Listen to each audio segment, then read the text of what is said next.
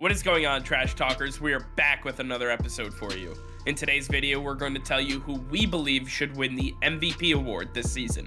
All that and much more coming your way right now!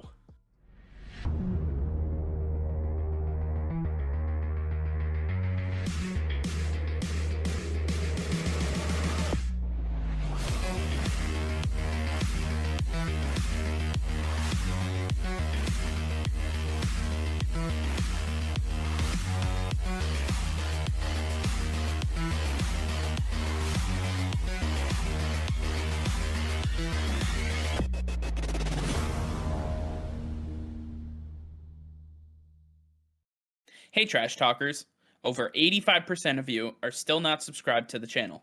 Please be sure to hit that red subscribe button and turn on notifications as it will help us create more daily content for you. Thank you and enjoy today's video. All right, Nick, as we close out the 2021-2022 NFL regular season, this is always the time where we have to start debating who is the NFL MVP. And I think that there's a lot of candidates out there, and we're going to get to a few of them today. I want to ask you straight up, who do you believe will win the MVP award? Yeah, as you alluded to, there's a lot of people that are in this conversation because there is no clear-cut winner. But to me, there might just be one. Tom Brady. Tom Brady has really jumped off the board for me late in the season, especially when you look at that Buffalo Bill game and then last week against the New York Jets. Those are two major victories that he had to do all by himself. He didn't have Chris Godwin, Mike Evans banged up, the Antonio Brown situation. It all played out. And it didn't matter. Tom Brady was able to get it done with guys named Cyril Grayson and Tyler Johnson. People we don't know anything about. Doesn't matter. Tom Brady gets the job done. He has almost 5,000 pass yards going to the final game of the season. He's 300 yards off of the second place quarterback in pass yards. He's at 40 touchdowns. He's having such an incredible season with not the best talent around him, especially in the end when he's putting on his best performance.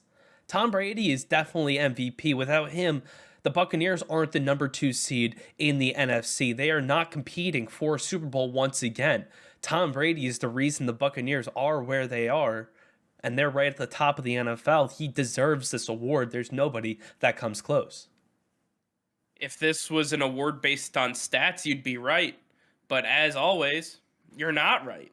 In fact, I think I have the actual winner, and that being Aaron Rodgers. Aaron Rodgers, to me, is the clear-cut candidate to win this award. This is Aaron Rodgers' award to lose at this point. He single-handedly brought this team to the number 1 seed in the NFC. After everything this team went through with all of the injuries and everybody that they lost, no Zadarius Smith, no Jair Alexander, missing multiple left tackles who haven't been able to protect him. He's been sacked 6 more times on the season than Tom Brady has. That's absolutely incredible when you take a look at how low the numbers are for all these top quarterbacks. Tom Brady only sacked 21 times, so you add 6 to that. Guess what? Rodgers 27. It's a big deal. At the other end, you talk about Aaron Rodgers. He missed a game, and they looked like absolute garbage. I mean, this team could not function without him. We don't know what the Buccaneers look like without Tom Brady.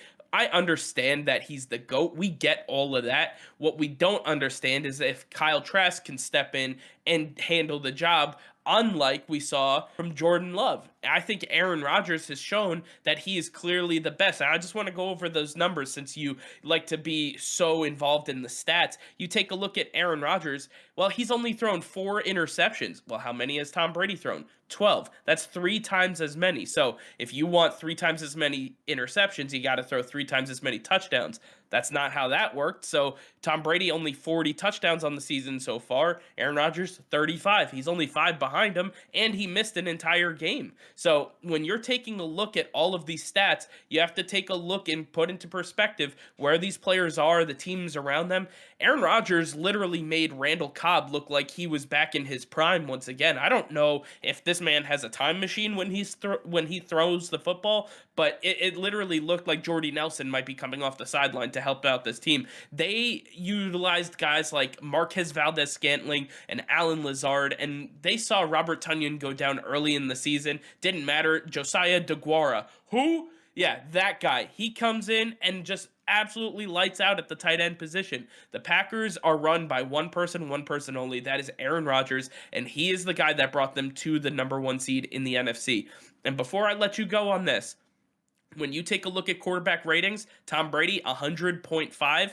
Aaron Rodgers leads every quarterback in the NFL 111.1. That tells you everything you need to know. He is the most efficient quarterback there is. He led his team to the number one seed, and he is the MVP. Just because you're the most efficient quarterback doesn't mean that you're the best quarterback. Tom Brady is doing it with a guy named Cyril. When you got Devontae Adams and Alan Lazard and MVS, you've got those guys, plus Aaron Jones and A.J. Dillon, that two-headed monster in the backfield. Let's take a look at those offensive lines, though. Let's take a look at who's protecting Tom Brady. The Green Bay Packers have a solid offensive line. No. When they're the Green healthy. Bay Packers, even now, they're doing a solid job. As you said, they're only 6 sacks apart. That's not a lot. So you can negate the offensive lines. They don't play a factor.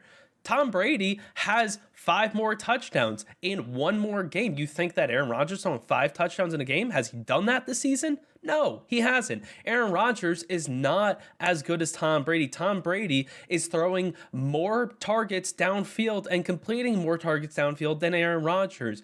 Tom Brady has the most attempts and completions on the season. Tom Brady is doing it by himself. He's got Ronald Jones behind him, who's so bad that he got replaced by a guy who was on the team for a week before the game started last year. Tom Brady is doing it with guys that retired and came back. He's doing it with nobody, and he's 44 freaking years old.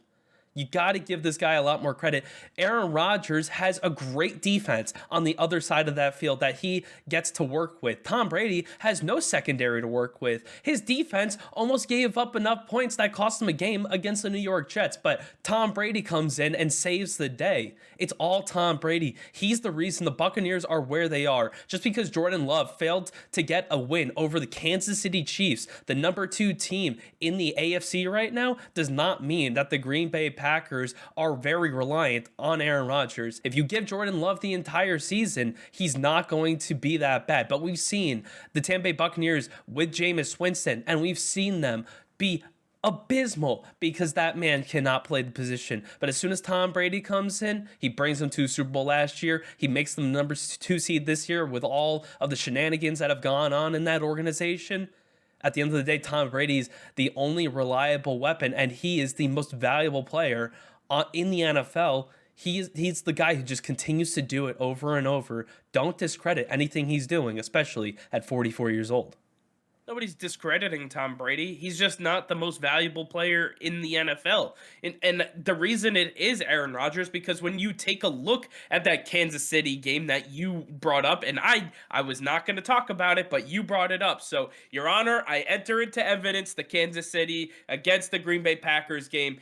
When you take a look at this, anybody with a pair of fucking eyes will understand that this is the worst quarterback I have ever seen. You talk about how bad Baker Mayfield is on a week-to-week basis. I talk about how bad Tua Tagovailoa is. We can talk about how bad any of these quarterbacks are. Jordan Love doesn't even belong to suit up in the NFL. My man shouldn't even be suiting up for the CFL. He shouldn't be able to play Madden. He's so goddamn bad. I think that Jordan Love is absolutely atrocious, and when Aaron Rodgers retires at the end of the season and they have to hang over the reins, we're going to just see how terrible this team actually is. They are not going to get more than 1 or 2 wins next season with Jordan Love. Promise that.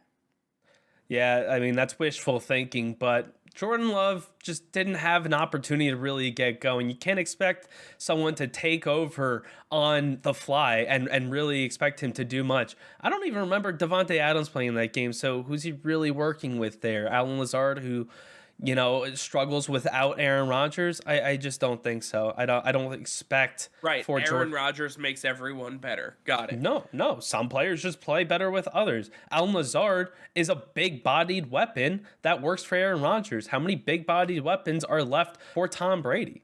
He's got a half of Mike Evans. I'm sorry that Tom Brady has players who want to run off and get naked in the middle of the field, where Aaron Rodgers has nothing to do with Tom Brady. That does not belong in this conversation. Well, that's neither here nor there at this point. Nick, I want to change the conversation a little bit, though. we talked about who we think is going to win it, right? At the end of the day, if you had the choice, if you had sole opportunity, all the power in your hand, Thanos' gauntlet just sitting there, you could snap your finger and make the MVP of this season. Who are you taking? Oh, I think without question, I'm taking TJ Watt. This dude is absolutely incredible, and we haven't seen a defensive player win MVP in almost 40 years. It's incredible how long it's been, and it's way overdue. TJ Watt is having an incredible season. There truly is no clear cut MVP as we sit here debating it. And TJ Watt is absolutely destroying every defensive stat line. He is killing it right now. He's about to break the single season sack record, and he still missed 2 games this season. This dude is incredible, and he's only getting better as the season goes on when everybody else is breaking down. TJ Watt is by far the best weapon in the NFL altogether. He's bringing the Steelers win after win after win. I just don't think there's anybody else out there like TJ Watt right now. Defensively speaking, probably not. I think Myles Garrett probably comes the closest as far as defensive end is concerned, but Aaron Donald is always a one of those guys. But if I had that Infinity Gauntlet, if I had the opportunity to name an MVP, I'm going with a very, very dark horse and somebody that has only recently entered the fray and the conversation, that being Bengals quarterback Joe Burrow. Joe Burrow definitely belongs in the conversation. When you take a look at what this man has done, you talked about Tom Brady's stats. I talked about Aaron Rodgers. Well, Joe Burrow has thrown for just under 300 more yards than Tom Brady. He has a higher completion percentage. He has absolutely incredible stats. He has the highest completion percentage in the NFL. He has done an incredible job throwing for 34 touchdowns, 14 interceptions, and leading the Bengals from where they were just a year ago, selecting in the top 5 of the NFL draft, now being champions of the AFC North with the Baltimore Ravens, the Pittsburgh Steelers, and the Cleveland Browns. That is no easy feat to get done. Joe Burrow led this team as best as he could, coming back from his injury that he suffered in his rookie season, being able to come back and lead this team. I think there is so much around Joe Burrow that we are just expecting him to do, and he's only a second-year player, and people don't realize that this kid is for real. He is arguably the best young quarterback we have in the NFL right now. I think Joe Burrow has to be in the conversation for MVP.